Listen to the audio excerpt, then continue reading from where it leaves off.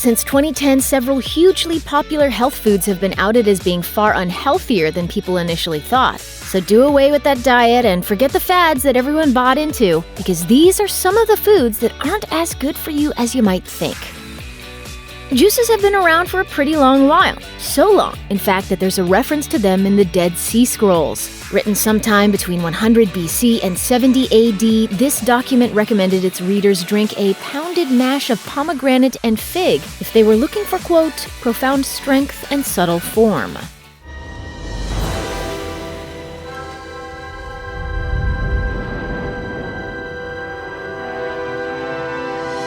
Then, of course, there was the orange juice craze. In 1960, Americans were drinking 20 pounds each of concentrated orange juice every year. Consumption of orange juice has been declining for decades, however, and a 2019 study published in the Journal of the American Medical Association might reveal why. The sugar content in juice makes it just as bad for you as soda. The study revealed that even just a 12-ounce serving of fruit juice for males aged 45 and older is linked to an 11% higher risk of death. And it gets worse with multiple servings. It turns out it's not just fruit juices that are bad for you. Other popular types of juice, like those used in the detox cleanses you've been hearing about for the last decade, aren't great for your health either. A 2015 Los Angeles Times article referenced several health experts that state there's no data whatsoever supporting the value of juice cleanses. Not only that, but juicing removes the healthiest part of fruits and vegetables, the fiber, leaving behind just sugar and water. Without the fiber, you won't get any of the health benefits from the fruit, and you'll just feel hungry again after the sugar rush dies down. So, what's the point? Once upon a time, the word gluten wasn't in most Americans' vocabulary. After all, celiac disease only affects 1 in 141 Americans, or 0.7% of the population. But somewhere along the way, more and more people began adopting gluten-free diets for health reasons. The NPD Market Research Group found a steady increase in gluten-free diets among American adults between 2010 and 2012, measuring at least 27% of the population. So it's no surprise that companies began ramping up production of processed gluten-free foods to meet the demand, including breads, pastries, snacks, and gluten-free alternatives to pasta. Of course, you'd think that gluten-free foods would be good for you, but Today reported in 2014 that the science is still out about whether gluten-free diets are healthy for non-celiac individuals. And cutting out gluten certainly doesn't automatically translate to losing weight. In fact, many gluten-free products already have more calories than their gluten-filled alternatives because they're higher in sugar. Even the Gluten-Free Society cautioned its followers in 2016 that processed gluten-free foods are actually anything but healthy. Many of these products contain cheap grains like corn and rice, and they usually contain many unhealthy fillers too. If you actually like the flavor and texture of egg whites, never fear. It's still true that going yolkless is a protein-packed way to save you from consuming excess cholesterol and calories. An average egg white contains around 4 grams of protein, 17 calories, and 0 cholesterol, as compared to a whole egg's 6 grams of protein, 71 calories, and 186 milligrams of cholesterol. The latter sounds pretty bad considering that the American Heart Association recommends no more than 300 milligrams of cholesterol a day to lower the risk of heart disease and diabetes. Luckily for those of us who like the flavor of the yolks, studies have come out since 2010 that have dispelled the myth that egg whites are healthier than consuming whole eggs. A 2013 study showed that for the vast majority of people, dietary cholesterol doesn't have that great of an effect on blood cholesterol. That means that most people can eat up to 1 egg per day without risk of developing heart disease or stroke. And that's great news if you think egg whites are, well, pretty depressingly tasteless. For decades now, carbs have been under attack by health fans, but despite that, whole grains are on the rise. Among adults in the U.S., consumption rose significantly between 2006 and 2016. More common refined grains like white flour and rice are milled to remove the bran and germ, which improves their shelf life but removes vital nutrients. By comparison, whole grains like brown rice, wheat berries, and oatmeal are higher in nutrients and fiber, and they've been linked to a lowered risk of obesity, diabetes, and heart disease. Unfortunately, in 2014, the Harvard Gazette reported that many foods with a whole grain stamp aren't as healthy as you might think.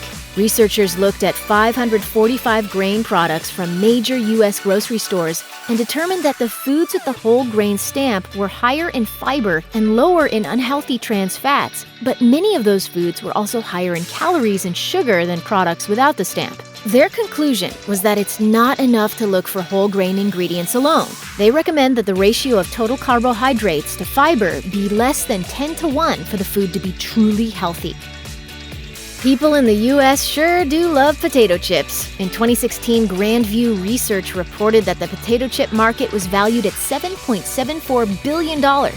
So it's only natural that Americans have turned to veggie chips as a way to eat more vegetables, but to enjoy them in the same crunchy package as potato chips. They certainly seem like a nutritious and healthy alternative to potato chips, and veggie straw products have even started making their way into school lunches. But if it sounds too good to be true, it probably is, and that's certainly the case here. In 2017, 2 men sued Hain Celestial Group because their garden veggie straws product doesn't actually contain any vegetables. These products are basically potato chips. They're made with potato starch and cornstarch, but are colored to look like vegetables using tomato paste and spinach powder. It's not just the straws either. According to Time magazine, many popular brands of vegetable chips are also just potato chips disguised as other vegetables using colors and dyes. Sadly, Time also revealed that even the brands that use actual vegetables still deep fry their chips, which can cause inflammation and elevate your risk of heart disease. Looks like I picked the wrong week to quit smoking. Non-dairy milk is nothing new. In fact, soy milk has been around in China since the 14th century. Coconut milk has formed the backbone of Southeast Asia, Indian, and African cuisine for centuries. And almond milk reached Europe via the Middle Eastern Moors in the 8th century.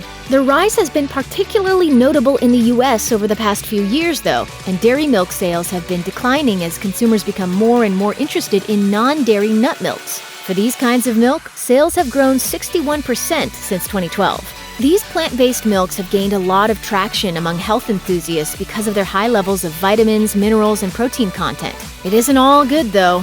Research from 2013 showed that many of these products use carrageenan as a thickener. It's still being studied, but this seaweed extract might cause digestive issues, and it may even lead to glucose intolerance, which can cause diabetes. So if you're into alternative or plant-based milks, make sure to check your ingredients label carefully.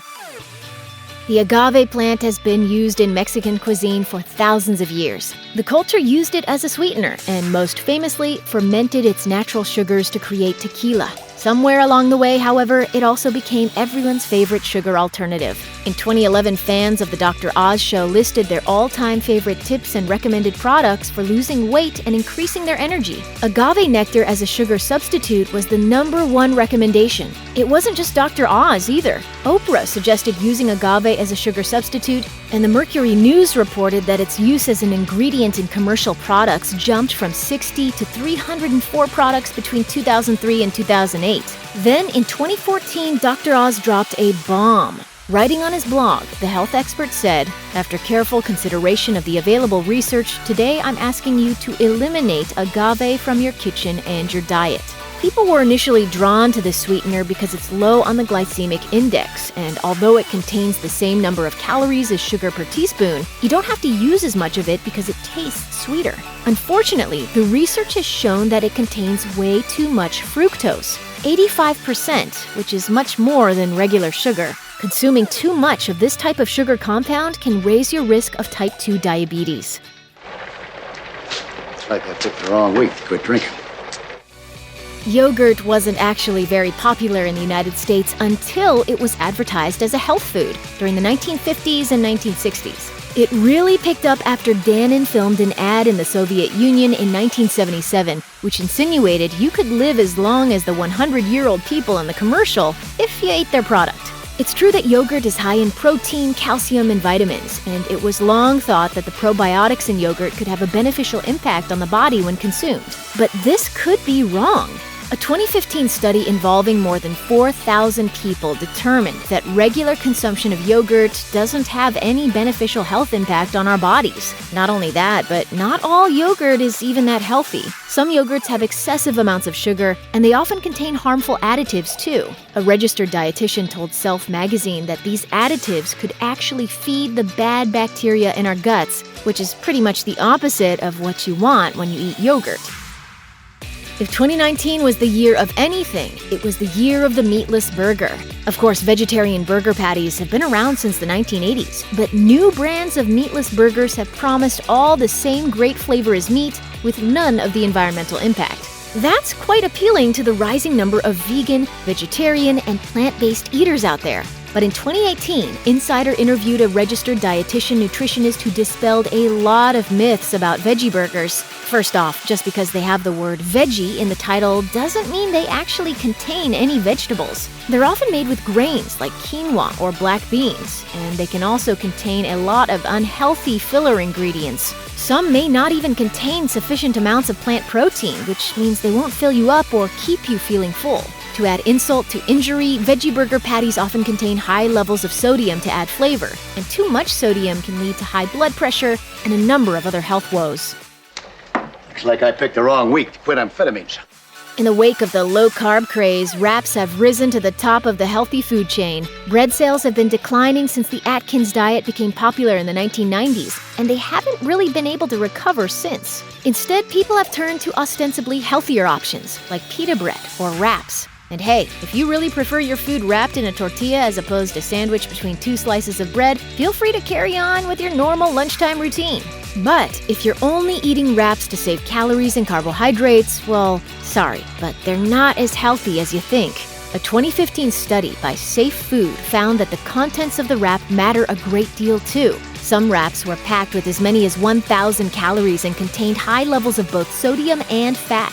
Even the wraps that might sound healthier, such as spinach wraps, are made with dyes and don't actually contain extra nutrition or fiber.